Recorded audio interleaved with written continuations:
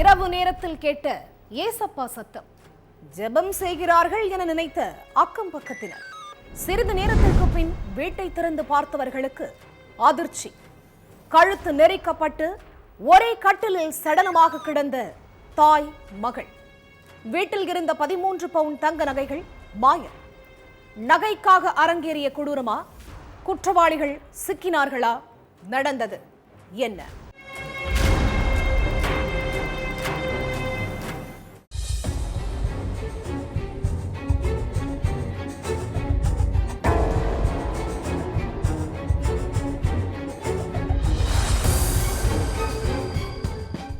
Night எல்லாரும் தூங்க போகிற நேரத்தில் ஒரு வீட்டில் இருந்து ஏசப்பா ஏசப்பான்னு பயங்கர சவுண்டு கேட்டிருக்கு.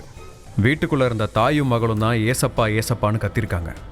தினமும் ஜெபம் பண்ணுவாங்க, அதே மாதிரி இன்றைக்கும் பண்ணிட்டு இருப்பாங்கன்னு பக்கத்து வீட்டுக்காரங்கெல்லாம் சாதாரணமாக நினச்சி கண்டுக்காமல் விட்டுருக்காங்க.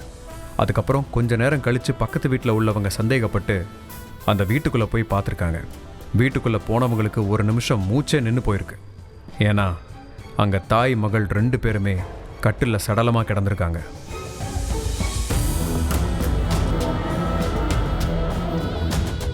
தூத்துக்குடி எட்டயபுரம் பக்கத்தில் உள்ள மேல நம்பிபுரத்தை சேர்ந்தவர் பூவன்.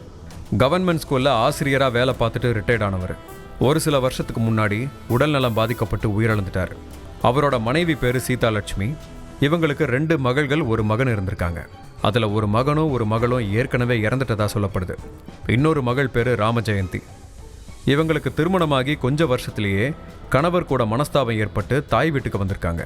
பூவன் இறந்ததுக்கப்புறம் மேல நம்பிபுரம் வீட்டில் 75 வயசான சீதாலட்சுமியும் 45 வயசான அவங்க மகள் ராமஜெயந்தியும் தனியாக தான் வாழ்ந்துட்டு இருந்திருக்காங்க.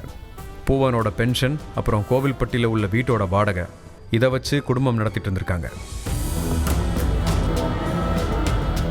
கொஞ்சம் வருஷத்துக்கு முன்னாடி தான் இந்து மதத்திலிருந்து கிறிஸ்துவ மதத்துக்கு மாறினதா சொல்லப்படுது. கிறிஸ்துவ மதத்துக்கு மாறினதுலேருந்தே தினமும் காலையிலையும் நைட்லையும் வீட்டில் வச்சே தாயும் மகளும் ஜெபம் பண்ணுவாங்களாம். அப்போ அவங்க ஜெபம் பண்ணுற சவுண்டு அக்கம் பக்கத்தில் உள்ளவங்களுக்கு கேட்குமா. அப்படி தான் திங்கக்கிழமை நைட்டு 8 மணிக்கு சீதாலட்சுமி ராமஜெயந்தி வீட்டில் இருந்து ஏசப்பா ஏசப்பான்னு கத்துற சவுண்டு கேட்டிருக்கு. எப்பவும் ஜெபம் பண்ணுவாங்க, அதே மாதிரி தான் இருக்குன்னு பக்கத்தில் உள்ளவங்க நினச்சிருக்காங்க. எப்பவும் இப்படி சவுண்டு கேட்காதே, அவங்க ஜெபம் பண்ணால் அது வேற மாதிரி இருக்குமே, இந்த சவுண்டு வித்தியாசமாக ஏசப்பா ஏசப்பான்னு கேட்குதேன்னு அப்போவே பக்கத்து வீட்டுக்காரங்களுக்கெல்லாம் ஒரு டவுட் வந்திருக்கு. ஆனால் நைட்டு நேரங்கிறதுனால யாரும் வீட்டை விட்டு வெளியே போய் பார்க்கல. ஆனாலும் கொஞ்ச நேரம் கழிச்சு பக்கத்து வீட்டில் உள்ளவங்க சவுண்டு கேட்டு அந்த வீட்டுக்குள்ளே போய் பார்த்தப்ப தான் சீதாலட்சுமியும் ராமஜெயந்தியும் கட்டில் இறந்து கிடந்தது தெரிஞ்சிருக்கு. போலீஸ் வந்து 2 பேரோட சடலத்தையும் கைப்பற்றி தூத்துக்குடி கவர்மெண்ட் மெடிக்கல் காலேஜ் ஹாஸ்பிட்டலுக்கு போஸ்ட்மார்ட்டத்துக்கு அனுப்பி வச்சிருக்காங்க. முதல் கட்ட விசாரணையில் 2 பேரும் கழுத்தை நெரிச்சு கொல்லப்பட்டிருக்கிறது தெரிய வந்திருக்கு. அது மட்டும் இல்லை, வீட்டில் இருந்த 13 பவுன் தங்க நகைகள் மாயமாகியிருக்கிறதாகவும் போலீஸ் தரப்பில் சொல்லப்படுது. ஆக மொத்தம் ஏசப்பா ஏசப்பான்னு கேட்ட சத்தம் அவங்க ஜெபம் பண்ணதுனால வந்த சத்தம் இல்லை. யாரோ அவங்கள கொலை பண்ண ட்ரை பண்ணப்போ தான் அவங்க ஏசப்பா ஏசப்பான்னு கத்திருக்கிறாங்கங்கிறது ரொம்ப லேட்டாக தான் எல்லாருக்கும் தெரிஞ்சிருக்கு. அடுத்தது சம்பவ இடத்துக்கு மோப்பனாய் வரவழைக்கப்பட்டுச்சு. அதோட தடயவியல் மற்றும் கைரேகை நிபுணர்களும் சம்பவ இடத்துக்கு வந்து ரேகைகளை பதிவு செஞ்சாங்க. இதுக்கு நடுவில் வீட்டில் இருந்த ராமஜெயந்தியோட செல்ஃபோன் காணாமல் போயிருக்கிறத போலீஸ் கண்டுபிடிச்சிருக்காங்க. அந்த ஃபோன் எங்கே இருக்குன்னு சிக்னல் வச்சு ட்ரேஸ் பண்ணப்ப மேல நம்பிபுரத்துலேருந்து கோட்டூர் போகிற சாலையில் கீழே கடந்திருக்கு. அதை கைப்பற்றின போலீஸ் வீட்டில் இருந்த செல்ஃபோன் கோட்டூர் ரோட்டுக்கு எப்படி போச்சுங்கிறது பற்றியும் விசாரிச்சிட்ருக்காங்க. சுற்றிலும் கிராம பகுதியாக இருந்ததுனால சிசிடிவி கேமராக்களும் பெரிய அளவில் இல்லை. அதனால் குற்றவாளிங்க யாருங்கிறத கண்டுபிடிக்கிறதே போலீஸ்க்கு பெரிய சவாலாக இருக்குது.